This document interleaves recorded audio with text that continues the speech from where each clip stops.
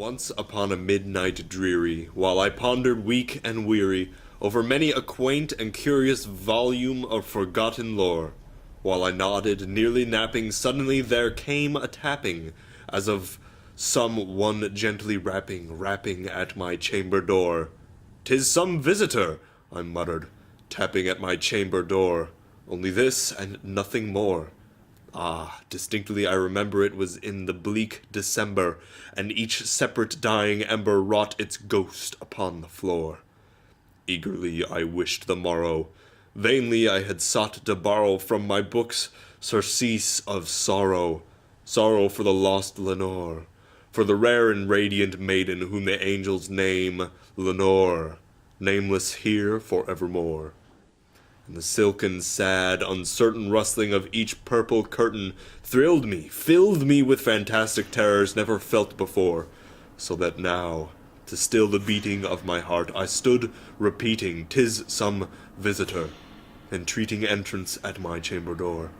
Some late visitor entreating entrance at my chamber door. This it is, and nothing more." Presently my soul grew stronger, hesitating then no longer. "Sir," said I, "or madam, truly your forgiveness I implore, but the fact is I was napping, and so gently you came rapping, and so faintly you came tapping at my chamber door, that I scarce was sure I heard you." Here I opened wide the door. Darkness there, and nothing more.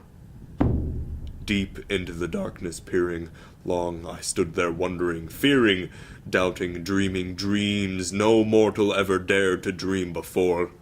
But the silence was unbroken, and the darkness gave no token, and the only word there spoken was the whispered word, "Lenore."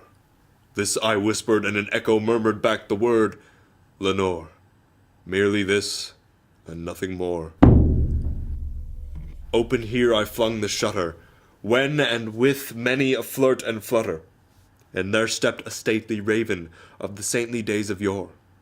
Not the least obeisance made he, not a minute stopped or stayed he, but when with mine of lord or lady perched above my chamber door, perched upon a bust of Pallas, just above my chamber door, perched and sat and nothing more. But the raven, sitting lonely on the placid bust, spoke only that one word, as if his soul in that one word he did outpour.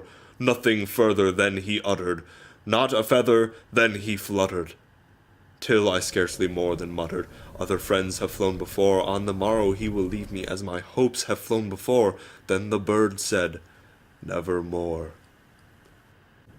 Then, methought, the air grew denser, perfumed from an unseen censer, swung by seraphim, whose footfalls tinkled on the tufted floor. "Wretch," I cried, "thy God hath lent thee, by these angels he has sent thee, respite, respite and nepenthe from thy memories of Lenore. Quaff, oh quaff this kind nepenthe, and forget this lost Lenore." Quoth the raven, "Nevermore."